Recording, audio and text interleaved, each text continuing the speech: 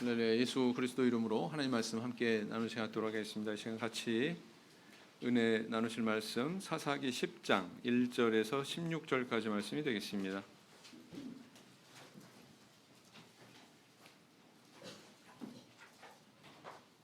사사기 10장 1절에서 16절까지 말씀 제가 읽겠습니다. 아비멜렉의 후에 이사갈 사람 도도의 손자 부하의 아들 돌라가 일어나서 이스라엘을 구원하니라. 그가 에브라임 산지 3일에 거하여 이스라엘의 사사가 된 지 23년 만에 죽음에 3일에 장사되었더라. 그 후에 길르앗 사람 야일이 일어나서 22년 동안 이스라엘의 사사가 되니라. 그에게 아들 30이 있어 어린 낙이 30을 탔고 성읍 30을 두었었는데 그 성들은 길르앗 땅에 있고 오늘까지 하봇 야일이라 칭하더라. 야일이 죽음에 가몬에 장사되었더라. 이스라엘 자손이 다시 여호와의 목전에 악을 행하여 바알들과 아스다롯과 아람의 신들과 시돈의 신들과 모압의 신들과 암몬 자손의 신들과 블레셋 사람의 신들을 섬기고 여호와를 버려 그를 섬기지 아니하므로 여호와께서 이스라엘에게 진노하사 블레셋 사람의 손과 암몬 자손의 손에 파심해 그들이 그 해부터 이스라엘 자손을 학대하니 요단 저편 길르앗 아모리 사람의 땅에 거한 이스라엘 자손이 18년 동안 학대를 당하였고 암몬 자손이 또 요단을 건너서 유다와 베냐민과 에브라임 족속을 침으로 이스라엘의 곤고가 심하였더라. 이스라엘 자손이 여호와께 부르짖어 가로되 우리가 우리 하나님을 버리고 바알들을 섬김으로 주께 범죄하였나이다. 여호와께서 이스라엘 자손에게 이르시되 내가 애굽 사람과 아모리 사람과 암몬 자손과 블레셋 사람에게서 너희를 구원하지 아니하였느냐? 또 시돈 사람과 아말렉 사람과 마온 사람이 너희를 압제할 때에 너희가 내게 부르짖음으로 내가 너희를 그들의 손에서 구원하였거늘 너희가 나를 버리고 다른 신들을 섬기니 그러므로 내가 다시는 너희를 구원치 아니하리라. 가서 너희가 택한 신들에게 부르짖어서 환난 때에 그들로 너희를 구원하게 하라.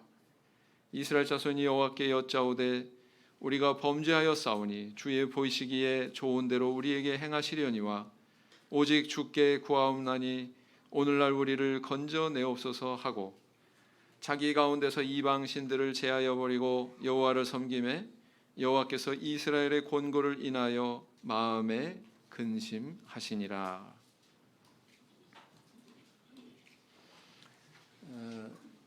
잡초는 파종하지 않아도 생기고 또 가꾸는 사람이 없어도 참 잘 자라지요. 반면에 이 밭의 곡식은 그냥 자라지 않습니다. 반드시 거름 주고 김 매고 사람의 정성스러운 손길이 가야 잘 자라나지요. 이렇게 잡초는 쉽게 자라지만 또 곡식은 이렇게 힘들게 얻어지는 것은 우리가 일상 속에서 체험하는 바입니다. 그런데 이런 현상이 땅에만 있는 건 아니더라. 땅에만 있는 것은 아니죠. 사람의 영혼에도 동일한 현상이 있다 이렇게 볼 수가 있습니다. 이 사람의 영혼이라는 것도 자꾸 여기에 씨를 뿌리고 김 매고 가꾸지 않으면 어떤 악한 생각, 습관 이런 것들이 무성해지고 이 나중에 굉장히 좋지 않은 그런 땅으로 바뀌는 그런 모습이 있다라는 것입니다. 그래서 우리가 이런 노력을 게을리하지 않고 우리가 매번 이렇게 예배 참석하고 하나님 말씀 듣고 기도하고 하는 이유가 바로 거기에 있지 않습니까? 네. 그래서 비록 물과 성령으로 난 이 성도라고 하는 이 신분을 받았지만 그에 걸맞는 그런 땀 흘리는 수고가 있어야만 우리의 영혼이 변화하고 천국 백성으로서 그 나라에 들어가기 합당한 그런 모습으로 조금씩 변화하게 되어 있다라는 것입니다. 그걸 위해서 우리 하나님께서 우리 안에 성령을 부어주신 거예요. 네. 사사기에 비춰진 이스라엘 백성들의 모습을 보면 마치 방치된 땅과 같다. 이런 감을 느낍니다. 마치 그 잡초가 막 무성하게 자라나는 것처럼 이 사사가 있어가지고 막 그들을 이렇게 지도하고 치리하고 이끌어줄 때는 그 우상 숭배 습관이 사라졌다가 이 사사가 또 눈에 안 보이면은 그 습관이 다시 또 고개를 내밀고 또 똑같은 실수를 반복하는 그런 모습을 발견하게 되지요.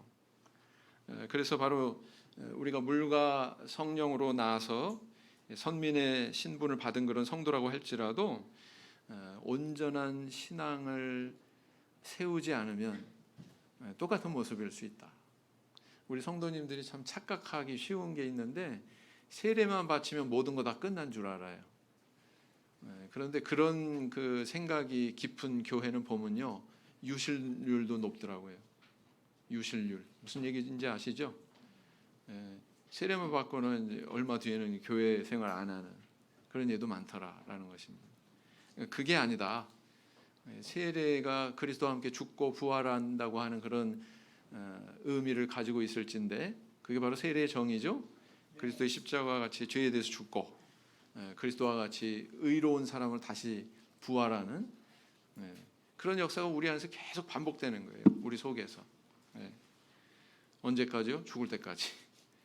그래서 세례의 어떤 그런 그 정의와 일치되는 신앙의 모습이 사실은 우리 삶 속에서 계속 지속이 돼야 됩니다. 계속 지속이 돼야 돼요.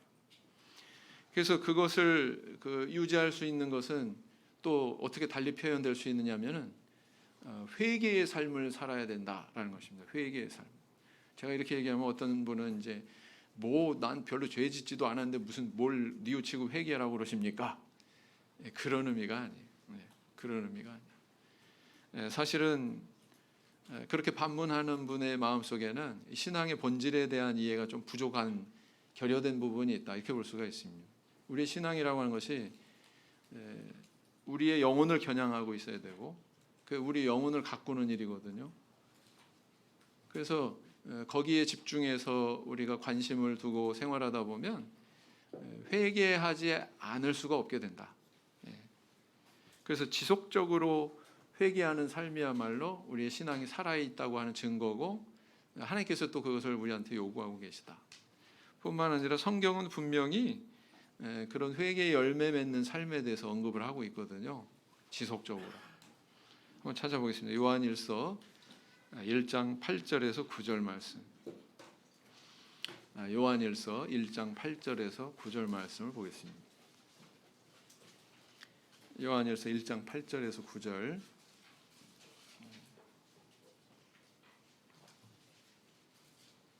같이 읽겠습니다. 시작. 만일 우리가 죄 없다 하면 스스로 속이고 또 진리가 우리 속에 있지 아니할 것이요 만일 우리가 우리 죄를 자백하면 저는 미쁘시고 의로우사 우리 죄를 사하시며 모든 불의에서 우리를 깨끗게 하실 것이요 그랬어요. 자, 그래서 오늘날 우리가 이렇게 회개의 삶을 통해서 겨냥해야 되는 바가 있다는 것은 바로 우리 영혼의 밭을 가꾸는 노력이다 이렇게 볼 수가 있습니다. 잡초가 무성하게 자라서 더 이상 성장의 열매도 기대할 수 없는 그런 영혼이 아니라 정말 다른 사람에게 유익을 끼치고 그 열매를 나누어 줄 수 있는 유익을 줄 수 있는 그런 영혼으로 변화해야 되지 않겠습니까? 다른 사람이 나만 봐도 막 흐뭇해. 야, 정말 저 사람 예수 제대로 믿는 사람이야. 나도 믿으려면 저렇게 믿어야지. 그렇게 변화되어야 되지 않겠습니까? 그래서 오늘은 이 소사사 돌라와 야일에 대한 기사 그리고 그 두 사사의 죽음 이후에 다시 또 곁길로 갔던 이스라엘 백성들의 기사에 대해서 살펴보고 바로 우리 자신의 신앙을 성찰하는 또 새롭게 결단하는 그런 시간을 가지고자 합니다. 자, 오늘 본문에는 이제 상반된 두 가지 사실을 기록하고 있습니다. 전반부는 어떤 기사냐면은 하나님께서 세우신 사사 돌라와 야일이 통치하던 45년 동안 이스라엘 백성들이 태평을 누렸다고 하는 그런 기사고요. 후반부에는 두 사사가 죽은 후에 이스라엘 백성들이 다시 우상 숭배에 빠져가지고 블레셋과 암몬 족속에게 무려 18년 동안이나 곤고의 세월을 보내게 된 그들에게 학대를 당한 그런 사실을 기록을 하고 있죠. 9절에 보니까 곤고가 심하였더라 이렇게 기록하고 있습니다. 곤고가 심하였더라. 그 세월이 몇 년이라고요? 18년이나 되는 적지 않은 기간이었다라는 것입니다. 근데 이 세월을 보낸 이후에야 백성들은 다시 하나님 앞에 부르짖었어요. 18년 동안은 잠잠하다가. 그런데 부르짖을 때마다 이렇게 사사를 보내서 구원하시던 이 하나님께서 과거와는 달리 이번에는 전혀 다른 태도를 보이고 계십니다. 뭐라고 말씀하세요? 야, 내가 과거에 이 족속 저 족속에게서 또 저 족속과 이 족속에게서 이렇게 압박받는 너희를 구원하지 않았느냐? 그럼에도 불구하고 다른 신들을 계속 섬기니까 이제 2번 다시는 내가 너희를 구원하지 않을 거야. 이렇게 말씀하셨다는 거예요. 근데 그렇게 행하셨어요? 네. 오늘은 정답 말했어요. 네. 너희가 그렇게 섬기고 따르는 우상들한테 가서 너희들 어려움 토로하고 그 우상으로부터 구원받아. 하나님께서 막 이렇게 강경하게 말씀하셨어요. 이 말씀처럼 하나님은 선민에게 다시는 구원의 긍휼을 베풀지 않은 것이 아닙니다. 어떻게 할 수 있습니까? 다음 장에 보면 누가 나타나요? 하나님께서 또 새로운 사사를 세우시죠. 그 사사 이름이 바로 뭐냐면은 입다예요. 입다. 그죠? 그래서 다시 구원을 해주시는 이 모습을 보면 야, 여기에 뭔가 우리가 알아야 되는 메시지가 있다. 교훈의 말씀이 있다라는 것을 알 수가 있습니다. 그래서 이제 이 돌라와 야일에 대한 기사, 또 선민의 부르짖음에 대해서 이렇게 강경하게 거절의 의사를 비치셨던 이 기사, 이것을 통해서 우리에게 주시는 교훈이 뭘까요? 첫째는 뭐냐면은 자리를 지키는 것만도 큰 역할이다라는 것을 우리가 교훈 삼을 수 있습니다. 자리를 지키는 것만도 큰 역할을 하는 거다. 사사기 10장 1절에서 5절을 보시면은요, 요 1절에서 5절까지의 내용이 어떤 내용이냐면 돌라라고 하는 이름의 사사, 그 다음 야일이라고 하는 이름의 사사, 2사람의 기사예요. 딱 5절.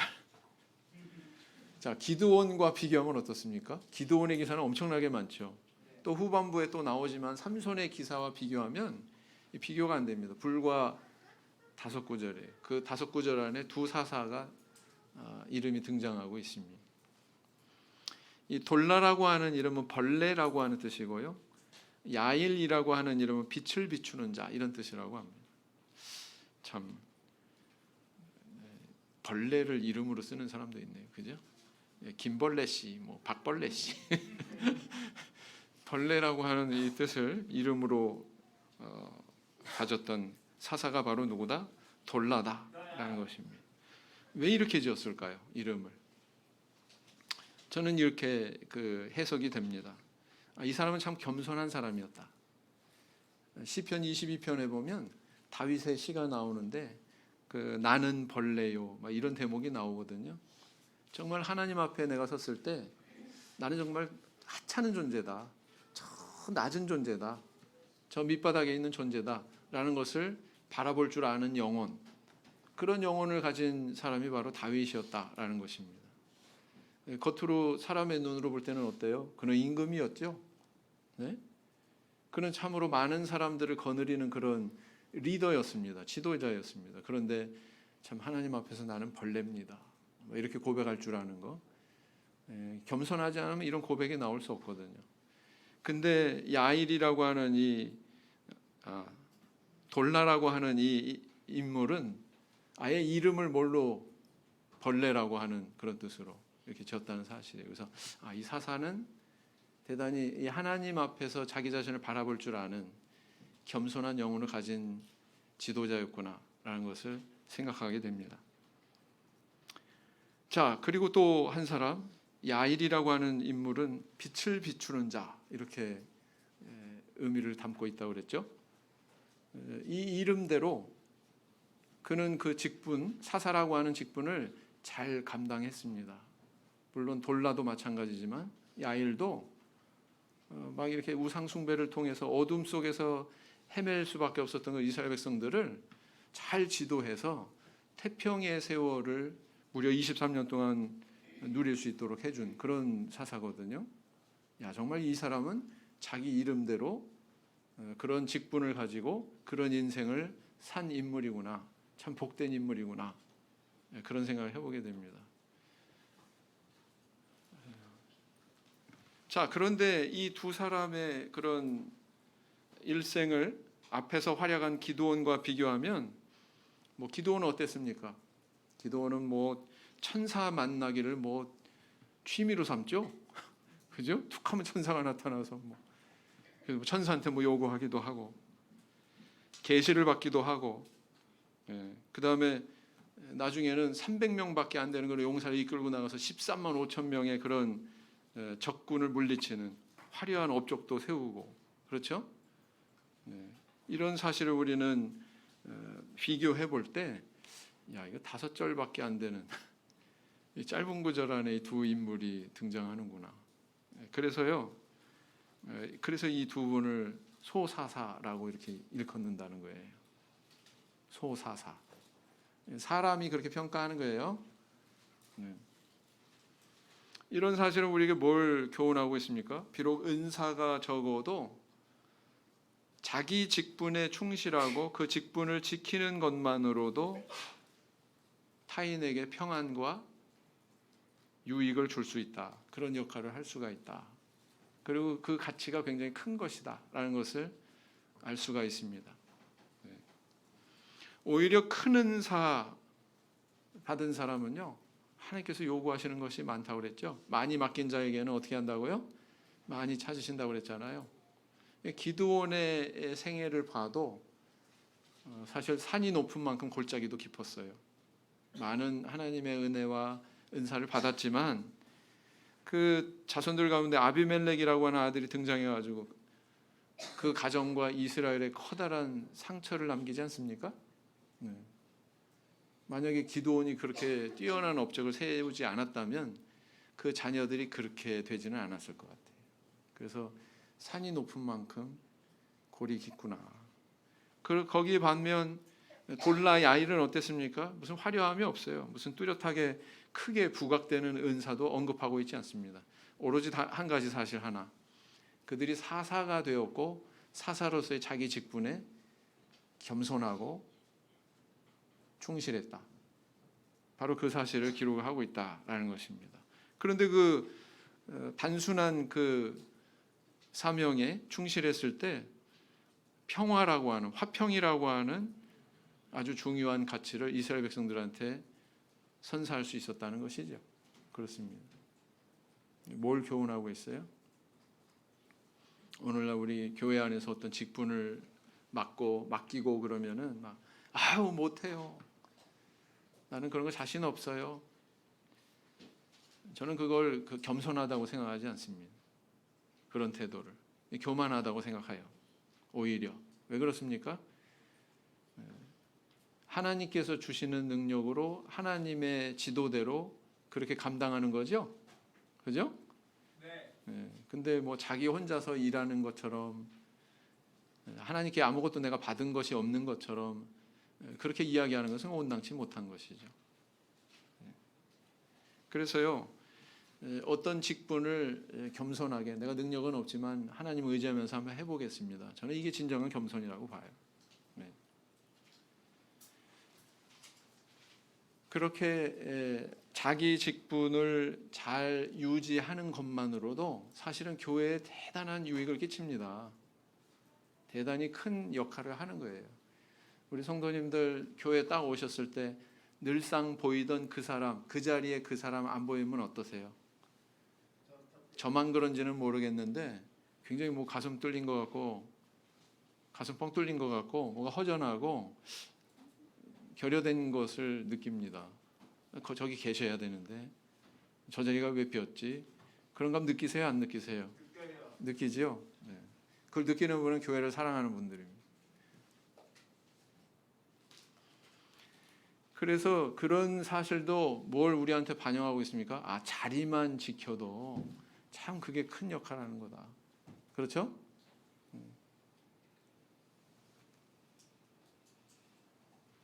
베드로와 요한을 저는 가끔 비교해 보는데요. 베드로는 예수님께 대단히 특별한 그런 행동을 많이 나타냈어요. 주는 그리스도시요 살아계신 하나님의 아들이시니이다. 대견하게도 막 이런 고백하기도 하고요. 그런가 하면은 또 뭐 주시어든 나로 무리로 걸어오라 하소서. 이렇게 대담한 요구를 하기도 하고요. 대단한 믿음을 나타내는 경우도 많았거든요. 그런데 또 그거에 반해서 실수하는 경우도 많았어요. 절대로 내 발을 씻기지 못합니다. 그러더니 뭐예요? 내가 나와 상관없다. 그러니까 목욕까지 시켜주세요. 그리고 다른 제자들 다 도망갔는데 그래도 나중을 생각했는지 베드로는 멀찍이서, 복음서에 보면 그렇게 기록하고 있습니다. 멀찍이서 십자가를 향해서 가까이 다가가려고 했습니다. 예수님의 재판 장소에 가까이 다가가려고 했습니다. 그렇죠? 네. 그런데 그러다가 또 주님을 3번 부인하는 쓰라린 체험도 하지 않습니까? 다른 제자들보다 조금 특별하게 행동하기는 했지만 그걸 통해서 또 실수하는 면도 많았던 게 베드로였다. 그런데 요한은 어떤 것 같아요? 요한이 쓴 요한복음에는 자신의 이름을 드러내지 않습니다. 자신을 뭐라고만 기록을 하고 있냐면은 당신의 사랑하는 제자, 그렇게 나타나고 있어요. 요한복음에는. 그 제자가 바로 누구라는 거예요? 요한 자신이라는 것입니다. 그렇게만 소개했던 이 제자, 자기 드러내기를 별로 즐겨하지 않았던 이 제자는 나중에 유일하게 십자가에 가장 가까운 곳까지 근접한 그런 제자로 발견이 됩니다. 유일하게. 그렇죠? 그 가까이 갔으니까 예수님과 대화가 가능했겠죠. 보라 내 어머니니라, 보소서 아들이니이다. 누구와 그 대화를 했습니까? 보라 내 어머니니라. 요한하고 대화한 거죠. 그래서 주님의 십자가 앞에까지 다가간 인물은 베드로가 아니었어요. 누구였습니까? 요한이었습니다.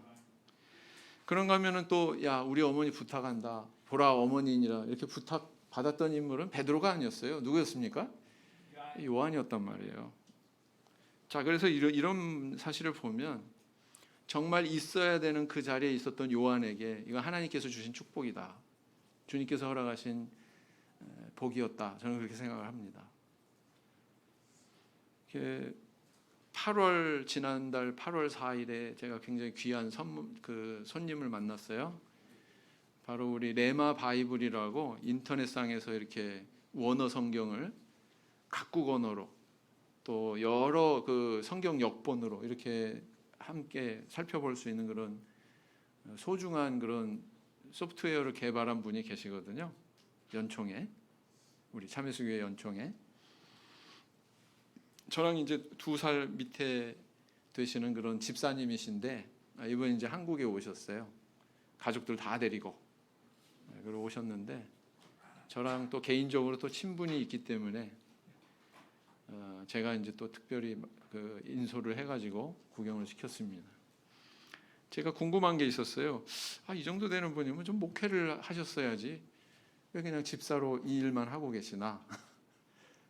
그래서 제가 이제 그 만남의 자리에서 뭐 식사도 하고 또 커피도 마시고 뭐 그러면서 질문을 했습니다. 왜 목회자 안 하셨어요? 왜 신학을 안 하셨습니까? 그랬더니 이 질문에 대해서 대답하기를 저는 글을 쓰고 책을 만들고 영상 제작하는 게 제가 정말 잘할 수 있는 그런 은사입니다. 근데 목회자가 하면 그걸 전적으로 할 수가 없기 때문에 내가 해야 되는 일은 바로 이거다라고 생각을 해서 그래서 이렇게 그냥 집사 직분 받고 지금 연총 그냥 사무실에서 이렇게 일하고 있습니다. 이렇게 대답을 하더라고요. 이분은 뭐가 되는 것에 초점을 두지 않았구나. 내 은사가 뭐고 그 은사를 활용하기 위해서 하나님 앞에서 내 사명을 다하기 위해서 나는 이 길을 가야 돼. 이렇게 판단을 하고 있구나. 그런 생각을 하게 됐습니다. 그래서 자기 직분, 자기 사명을 지키는 것이 이렇게 중요하구나라는 것을 한번 느꼈거든요. 우리 성도님들은 어떠십니까? 우리 성도님들이 하나님께서 부여받은 그런 자리들이 있어요. 가정에서도 있습니다. 또 사회에서도 있습니다. 남편이십니까? 그 자리 잘 지키는 거 하찮은 거 아니에요. 그걸로 인해서 정말 소중한 가치를, 소중한 열매를 나눌 수 있습니다. 아내로서의 자리 충실하고 계십니까? 그거 하찮은 거 아닙니다. 그 자리 잘 지키고 최선을 다하면 사실 그 안에서 많은 열매를 수확해서 다른 영혼들을 유익하게 할 수 있다는 것입니다. 사회에서도 마찬가지죠. 어디에서 무엇을 하건 정말 주님을 섬기는 그런 정신으로 최선을 다할 때 그게 하찮은 게 아니에요. 거기서 따는 열매로 많은 사람들에게 유익을 끼칠 수 있는 거다라는 것입니다. 부디 돌라와 야일 사사와 같은 그런 신앙의 정신으로 살아갈 수 있는 저 성도님들 되길 원합니다. 마태복음 25장 21절 말씀 보시겠습니다. 마태복음 25장 21절 말씀.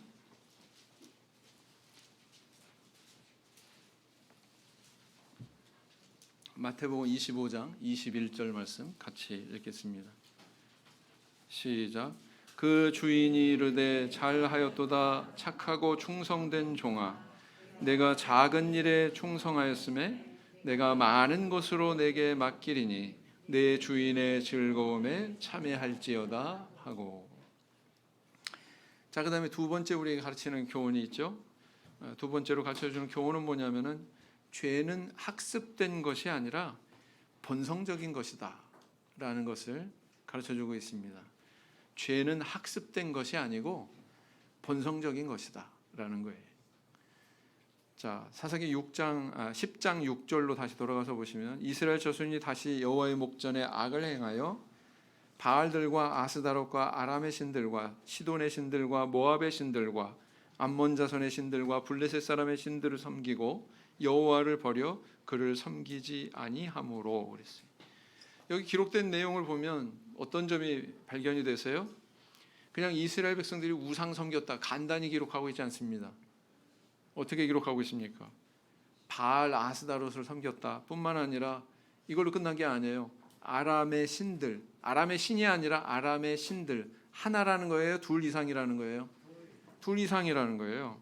그 다음 시돈의 신들, 시돈의 신이라고 그러지 않았습니다. 시돈의 신들, 둘 이상의 신들이라는 거예요.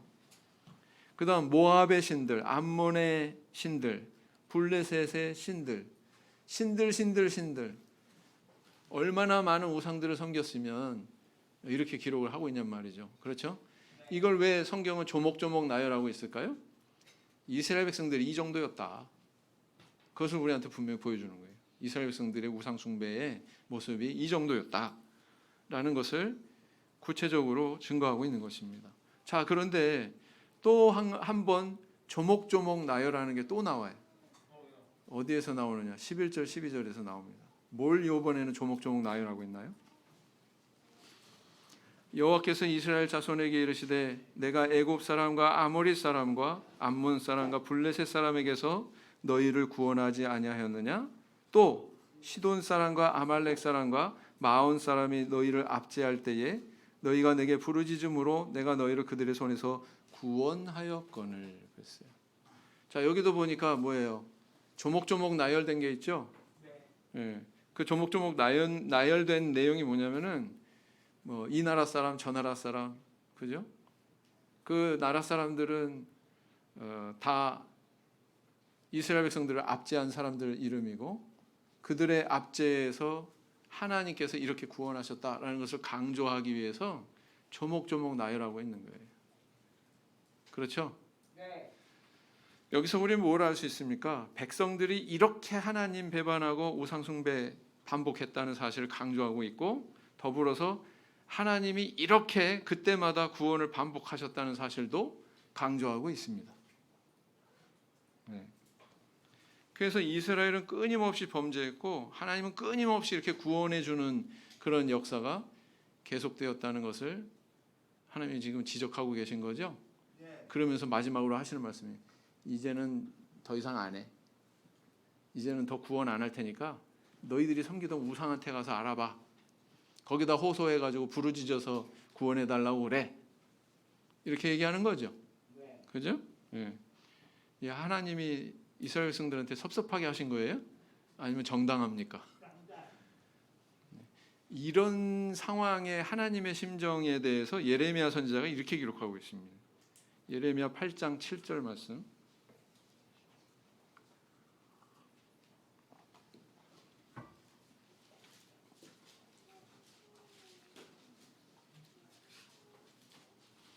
예레미야 8장 7절 말씀 같이 읽겠습니다. 시작. 공중의 학은 그 정한 시기를 알고 반구와 제비와 두루미는 그 올 때를 지키거늘 내 백성은 여호와의 규례를 알지 못하도다 하셨다 하라 그랬어요.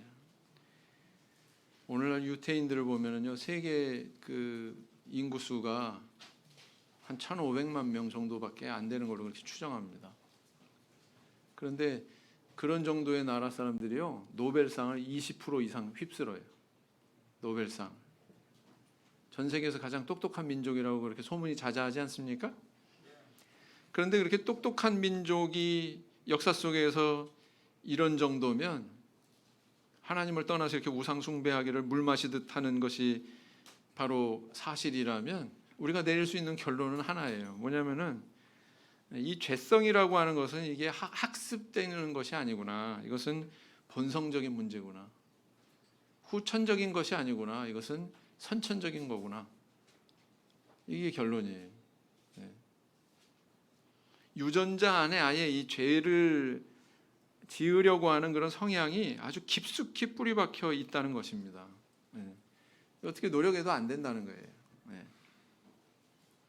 물고기가 아무리 연습한다고 육지에서 걸어 다닐 수 있습니까?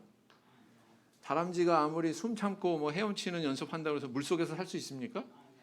아니죠. 토끼가 아무리 노력한다고 육식할 수 있습니까? 사자가 아무리 뭐 실습한다고 해도 뭐 채식을 즐길 수 있습니까? 불가능하단 말이에요. 왜요? 타고났으니까. 네. 그런 것처럼 이렇게 인간으로 태어난 아담 이후의 모든 사람들의 속에는 죄성이라고 하는 것이 이렇게 꿈틀거리고 있다는 거예요. 유대인들이 여실히 우리한테 보여주고 있는 것입니다. 지혜로운 사람이건 무지한 사람이건 똑똑한 사람이건 무식한 사람이건 예외가 아니다. 다 똑같다라는 것입니다. 그거를 어떻게 못해요? 이 사람을 지배하는 아주 초월적인 강력한 힘이 우리 속에 꿈틀대고 있는 겁니다. 죄를 향해서. 그래서 이런 점에 대해서 또 예레미야 선지자가 이렇게 이야기하고 있죠. 예레미야 13장 23절. 예레미야 13장 23절 말씀.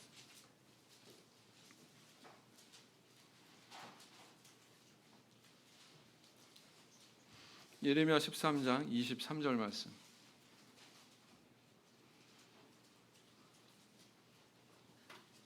예레미야 13장 23절 같이 읽겠습니다. 시작. 구수인이 그 피부를 표범이 그 반점을 변할 수 있느냐? 할 수 있을진데 악에 익숙한 너희도 선을 행할 수 있으리라 그랬어요. 네. 이게 그 말이죠. 제가 지금 쭉 예로 들은 거, 그죠? 토끼가 뭐 연습한다고 육식 못 한다고. 그래서 이 바른 신앙을 세우기 위해서 반드시 우리가 거쳐야 되는 과정 중에 하나가 뭐냐면은 이 죄성의 문제를 제대로 인식하는 거예요. 제대로 인식한다는 것은 이거는 학습의 문제가 아니라 이거는 본성에 속한 문제구나.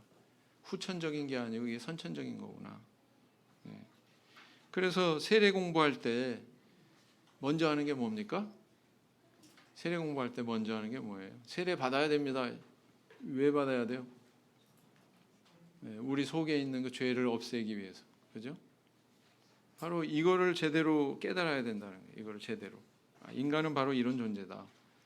그래야 세례의 당위성이 부여가 될 수 있는 것이죠. 그래서 이제 십자가를 지신 이유가 여기에 있는 겁니다. 예수님께서. 만약에 예수님이 십자가 안 지셔도 우리가 이 죄성의 문제를 해결할 수 있었다면 못하러 지셔요? 왜 조물주이신 그분이 이런 수모를 당해야 됩니까? 지실 필요가 없죠. 바로 이 문제가 인간이 뭔가 스스로 해결할 수 없는 그런 상황이기 때문에 하나님께서 육신으로 오셨고 십자가 지셨고 우리로 하여금 세례와 성령을 받는 그런 은혜까지 내려주신 것이다 라는 것입니다. 그래서 성령 받기까지 이렇게 은혜를 입은 성도가 해야 되는 일이 있다면 그것은 바로 자기 죄성에 대해서 성찰할 줄 아는 것. 그래서 그걸로 애통하고 슬퍼할 줄 아는 것. 이게 성도가 해야 될 일이라는 거예요. 언제까지요? 죽을 때까지. 누구를 위해서요? 나 자신뿐만 아니라 다른 영혼을 위해서.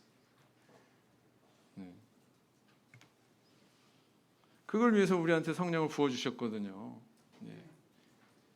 그래서 이렇게 내가 내 영혼을 겨냥해서 이런 땀을 흘리고 수고하는 노력이 있을 때 우리 영혼이 변합니다. 조금씩 변합니다. 그리고 변화의 열매가 우리에게 주어지죠. 그리고 그 열매는요, 나뿐만 아니라 다른 사람에게도 유익을 가져다 줍니다. 너희들은 그런 삶을 살아라 라는 것이죠. 그래서 내가 변화할 때 하나님과 나 사이에 화평의 관계가 형성이 되고요. 또 하나님과 그렇게 나 사이에 화평의 관계가 형성이 되면 이웃과 또 나 사이의 관계도 개선이 되고 변화가 되고요. 천국으로 바뀌는 거죠, 점점. 그겁니다. 그래서 이 하나님께서는 우리가 일상 속에서 지속적으로 회개의 재단을 쌓는 그런 삶을 살기를 소망하십니다. 바로 그런 삶을 살아가는 저와 우리 성도님들 되길 원합니다. 시편 32편 5절 말씀. 시편 32편 5절 말씀.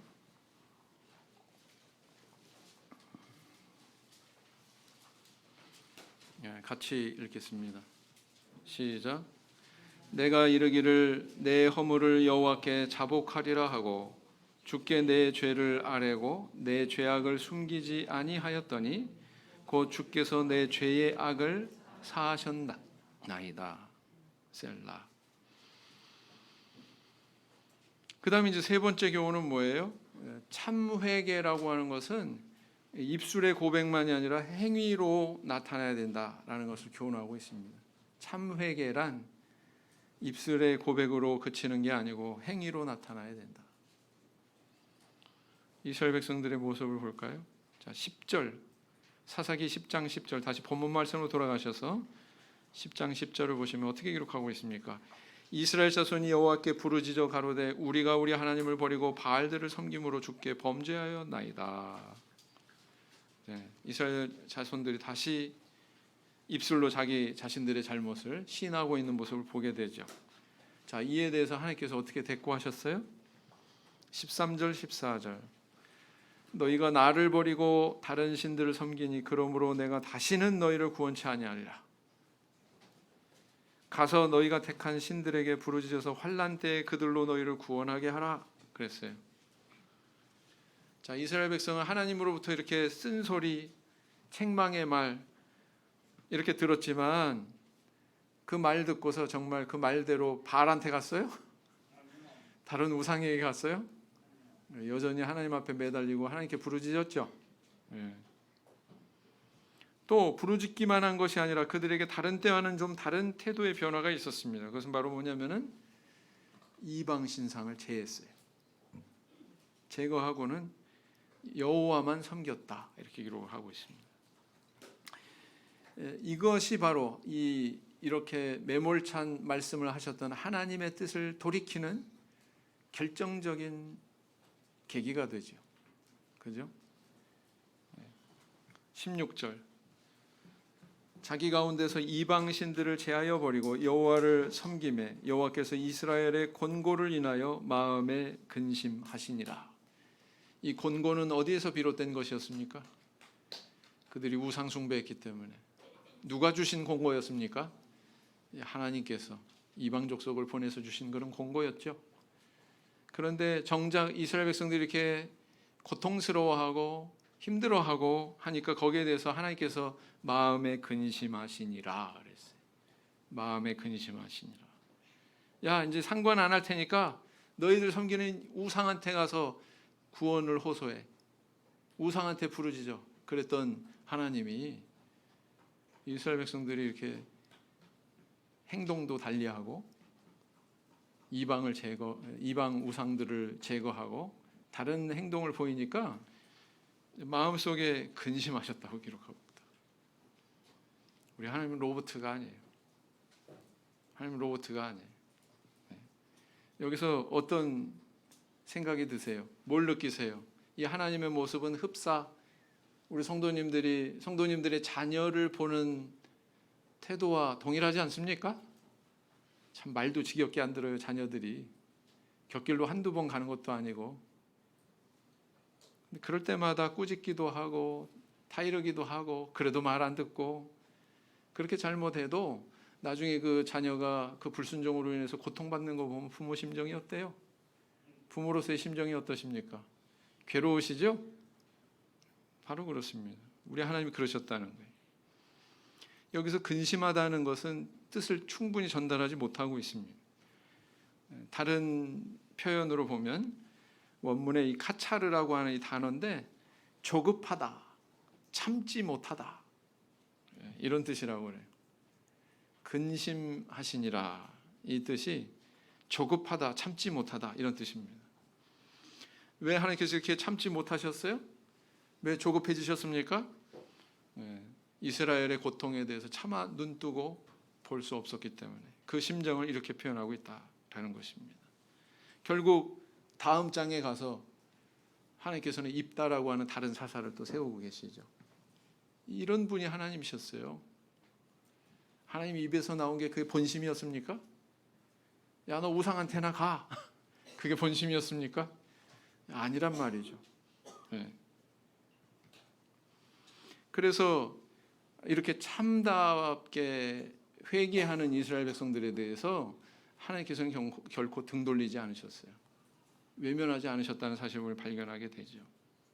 이게 하나님의 모습이라는 거예요. 근데 우리 성도님들은 어떻습니까? 니느웨 사람들 멸망시키겠다고 하나님께서 선포하셨는데 니느웨 사람들이 회개하고 돌이켰을 때 하나님이 애초에 말씀하신 대로 그들을 멸하지 않으셨어요. 맞죠? 요나를 통해서 그 성을 회개케 하셨고 결국은 그들이 멸망치 않게 그렇게 해주셨어요. 이유가 어디에 있었어요? 회개했으니까. 자기의 죄를 뉘우치고 소유의 절반을 가난한 자들에게 나눠주겠다고 무슨 토색한 일 있으면 4배나 갚겠다고 이렇게 고백한 삭개오, 얼마나 이 고백이 대단한 고백이었습니까? 근데 그런 삭개오에 대해서 예수님께서는 어떻게 하셨어요? 오늘 구원이 이 집에 이르렀다 이거 선포하셨어요. 우리 하나님 이런 분이에요. 베드로가 예수님께 질문했습니다. 형제가 나한테 잘못하면 몇 번이나 용서할까요? 7번까지 할까요? 예수님께서 뭐라고 하셨어요? 70번씩 7번이라도 하라. 그 의미는 뭐예요? 끊임없이 하라는 거죠. 근데 예수님은 그렇게 실천하지도 않으면서 그렇게 말씀하시지는 않으셨을 거 아니에요.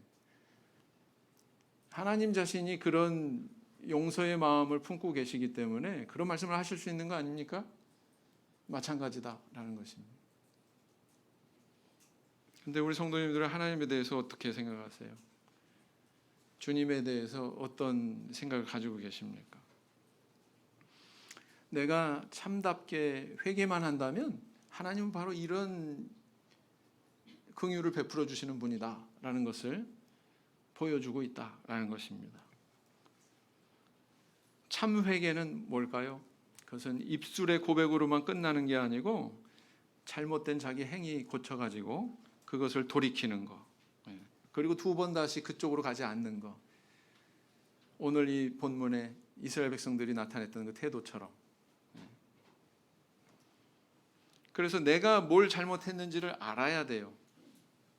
지적인 그런 작용이 있어야 됩니다. 그리고 그것에 대해서 애통해하고 슬퍼하는 마음이 있어야 됩니다. 감정적인 변화가 있어야 돼요. 그걸로 끝나는 게 아니라 그걸로 까맣게 잊어버리는 게 아니라 한 단계 더 나아가서 내가 다시는 이렇게 안 하겠다. 결단과 의지로 인한 행동의 변화가 있어야 됩니다. 그래서 회개라고 하는 것은 어찌 보면 인간이 가지고 있는 이 영혼 안에 있는 모든 것이 다 변화하는, 지적으로, 감정적으로, 의지적으로 모든 영역에 있어서 변화가 일어나는 일이 바로 회개다, 이렇게 볼 수가 있습니다. 그것이 있을 때 하나님께서 긍휼을 베풀어 주신다라는 거예요. 그 사실을 우리는 믿습니까? 믿어야 돼요. 믿는다면 우리는 실족하지 않습니다. 실족된 길을 가지 않습니다.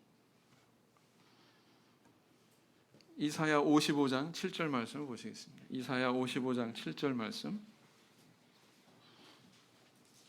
이사야 55장 7절 말씀. 이사야 55장 7절. 이사야 55장 7절 말씀 같이 읽겠습니다. 시작. 악인은 그 길을, 불의한 자는 그 생각을 버리고 여호와께로 돌아오라. 그리하면 그가 긍휼히 여기시리라. 우리 하나님께로 나아오라. 그가 널리 용서하시리라. 미국의 플로리다 주라고 하는 곳에 있었던 실화인데요.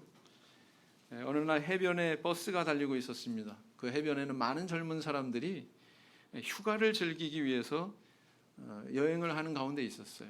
왁자지껄 막 떠들고 있는데 버스의 맨 앞자리에 초췌한 그런 행색으로 우울한 표정의 한 중년의 남성이 앉아 있었습니다. 젊은 사람들에게 웃고 떠들다 보니까 다른 분위기로 앉아 있는 그 중년의 남성에 대해서 호기심을 가진 한 아가씨가 조용히 다가가 말을 걸게 됐습니다. 몇 분간 대화를 하는 가운데 그 중년의 남자의 딱한 사정을 건네듣게 됐어요. 침묵을 깨고 무거운 표정으로 입을 열어서 자신의 아픈 사연을 말한 내용은 이러했습니다. 중년의 이 남성은 4년간의 형무소 생활을 마치고 지금 집으로 가는 길인데 석방 전에 아내에게 편지를 썼다는 거예요. 그 편지의 내용은 뭐냐면, 만일 당신이 나를 용서하고 과거를 모두 다 잊어버리고 남편으로 받아들인다면 우리 집에 그 마을 어귀의 참나무 가지에 노란 손수건을 매달아 달라고.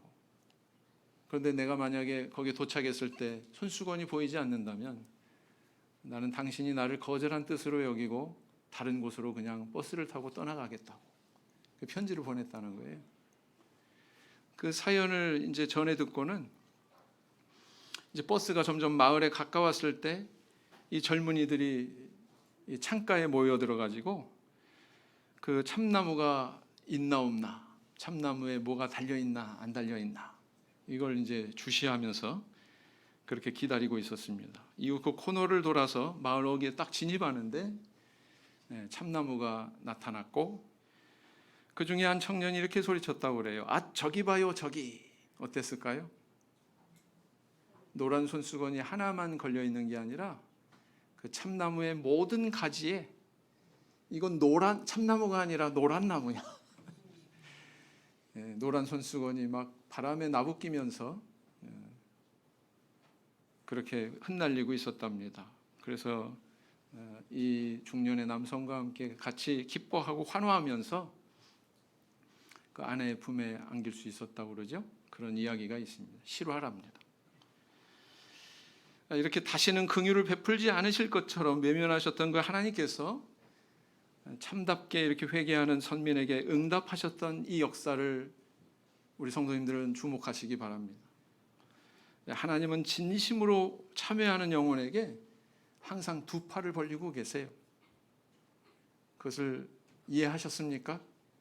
만약에 이해하셨다면 내 삶 속에서 어떤 삶의 굴곡이 있을지라도, 때로는 하나님을 떠나서 이리 비틀 저리 비틀 곁길로 가는 그런 역사가 있을지라도 하나님은 항상 그 자리에 머물러서 긍휼의 팔을 벌리고 계신다, 그 사실을 잊지 마시기 바랍니다.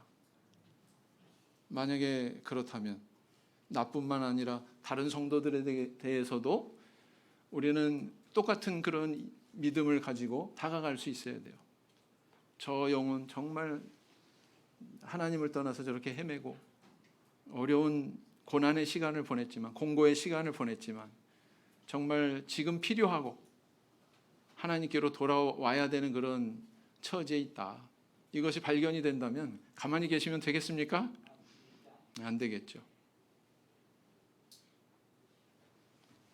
부디 근본 영은혜에 많은 그런 이른 양들이 하나님 앞에 나와서 하나님의 긍휼의 품에 안기는 그런 놀라운 성령의 역사가 있기를 원합니다. 아니, 영은혜뿐만 아니라 지속적으로 우리 교회에 그런 성령의 역사가 있기를 소망해 봅니다. 그래서 이런 미래를 우리 마음속에 꿈꾸면서 함께 노력해가는, 함께 이 사역에 참여하는 저 성도님들 다 되시기를 예수님 이름으로 기원드립니다. 묵상 기도하시겠습니다.